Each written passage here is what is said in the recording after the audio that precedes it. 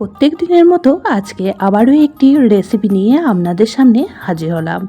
গরম ভাতের সাথে যদি এরকম একটি রেসিপি থাকে আর কিন্তু কিচ্ছু লাগবে না, এটা দিয়েই সবটুকু ভাত খাওয়া হয়ে যাবে। নমস্কার বন্ধুরা, মাই কিচেন মাই ব্লগে সবাইকে আবারও একবার স্বাগত। আসুন তাহলে শুরু করা যাক আজকের রেসিপি। আজকের রেসিপি বানানোর জন্য এখানে আমি নিয়ে নিয়েছি বেশ কিছুটা পরিমাণ পাকা কুমড়ো। কুমড়োগুলিকে একটু পাতলা পাতলা করে চৌকো করে কেটে নিয়েছি। প্রথমেই কুমড়োগুলিকে সামান্য একটু জল দিয়ে সিদ্ধ করে নিতে হবে। আর আজকের রেসিপির জন্য অবশ্যই করে পাকা কুমড়ো নিতে হবে। কাঁচা কুমড়ো দিয়ে বানালে রেসিপিটি কিন্তু অতটাও ভালো লাগবে না। এখন একটা ফ্রাই প্যান বসিয়ে দিয়ে দিলাম 1 চামচ পরিমাণ সর্ষের তেল। তেলটা ফ্রাই প্যানের গায়ে খুব ভালো করে লাগিয়ে নিলাম। তেল খুব ভালোভাবে গরম হয়ে গেলে এখানে দিয়ে দিলাম 4টে শুকনো লঙ্কা। তো শুকনো লঙ্কাগুলিকে বেশ মুচমুচে করে ভেজে নেব। খুবই সহজ সাধারণ একটি রেসিপি আপনাদের সঙ্গে শেয়ার করছি, যেটা গরম গরম ভাতের সাথে থাকলে আর কিন্তু কিচ্ছু লাগবে না। এটা দিয়েই সবটুকু ভাত খাওয়া হয়ে যাবে। তো লঙ্কাগুলি এই পর্যায়ে খুব সুন্দর করে ভাজা হয়ে গিয়েছে, এখন তুলে রাখবো। আর ওই তেলের মধ্যেই বেশ কিছুটা পরিমাণ রসুন এখন ভেজে নেব। যতটা পরিমাণ কুমড়ো নিয়েছি সেই বুঝে এখানে 10 কোয়া রসুন দিয়ে দিলাম। তো রসুনগুলিকেও এখন লাল করে ভেজে নেব। পুরনো বন্ধুরা সবসময় আমার পাশে থেকে আমাকে এতটা সাপোর্ট করার জন্য অনেক অনেক ভালোবাসা। নতুন বন্ধুরা যারা চ্যানেলে ভিজিট করছেন, চ্যানেলটি এখনও পর্যন্ত সাবস্ক্রাইব করেননি, তাদের কাছে অনুরোধ রইল চ্যানেলটি সাবস্ক্রাইব করে পাশের বেল আইকনটি অল করে দেবেন। তাহলে আমি যখনই কোনো ভিডিও দেব নোটিফিকেশন সবার আগে আপনাদের কাছে পৌঁছে যাবে। তো রসুনটা হালকা ভেজে নিয়ে একটা সাইডে করে দিয়ে এখানে একটা মিডিয়াম সাইজ পেঁয়াজও সাইডে দিয়ে দিয়েছি ভাজার জন্য। তো পেঁয়াজগুলিকেও এখন বেশ লাল লাল করে ভেজে নেব। আর রসুনগুলি দেখুন ভাজা হয়ে গেছে, তো এখন তুলে নিলাম। তো গ্যাসের ফ্লেম লো টু মিডিয়ামে রেখে পেঁয়াজগুলিকেও কিছুক্ষণ সময় নিয়ে ভেজে নিতে হবে।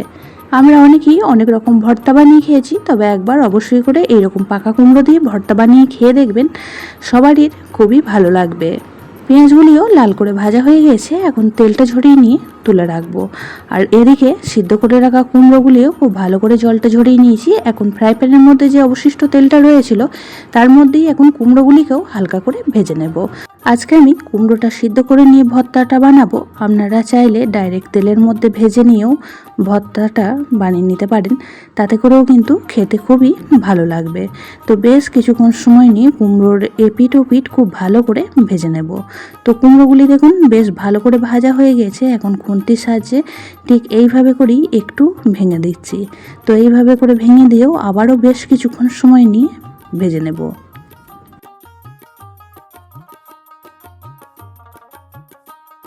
দেখেই বোঝা যাচ্ছে কুমড়োটা একদমই কড়া ছেড়ে উঠে আসছে, সুন্দর করে ভাজা হয়ে গেছে। এখন গ্যাসের ফ্লেমটা অফ করে দেব। প্রথমেই যেসব উপকরণগুলি ভেজে রেখে দিয়েছিলাম তার মধ্যে 2টো শুকনো লঙ্কা সামান্য একটু লবণ দিয়ে খুব ভালো করে গুঁড়ো করে নেব। ঝালের পরিমাণটা আপনারা যেমন খেতে পছন্দ করবেন সেই রকম অনুযায়ী এখানে লঙ্কার পরিমাণটা বাড়িয়ে কমিয়ে নেবেন। আমি পরে আবারও একটু কাঁচা লঙ্কারও ব্যবহার করব। তো এখন লঙ্কাটা গুঁড়ো করে নিই, সমস্ত জিনিসগুলি হাতের সাহায্যে খুব ভালো করে মেখে নিয়েছি।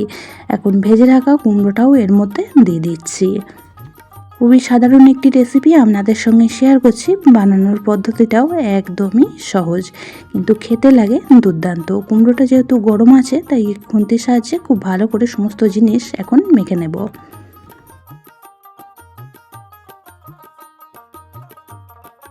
ভর্তা যত সুন্দর করে মাখা হবে ততই কিন্তু টেস্টটা বেশি ভালো লাগে। তো এখন হাতের সাহায্যেও খুব ভালো করে মেখে নিচ্ছি। আর মাখা হয়ে গেলে এখানে বেশ কিছুটা পরিমাণ কাঁচা পেঁয়াজ কুচি দিয়ে দিচ্ছি, আর তার সাথে দিয়ে দেবো একটা কাঁচা লঙ্কা কুচি। তো আপনারা পেঁয়াজ বা কাঁচা লঙ্কার পরিমাণটা বেশি বা কম আপনাদের হিসাব মতন দিয়ে দেবেন। আর যদি না পছন্দ করেন সেক্ষেত্রে বাদ দিয়ে দিতে পারেন।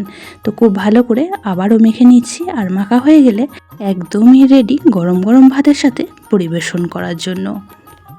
একদিন এইভাবে বানিয়ে ফেলুন আর আমাকে কমেন্ট বক্সে জানান আপনাদের কেমন লাগলো। প্রথমেই যে 4টে শুকনো লঙ্কা ভেজেছিলাম সেই থেকে 2টো উপরে সাজিয়ে দিলাম। আর ওপর থেকে দিয়ে দিলাম 1 চামচ সর্ষের তেল।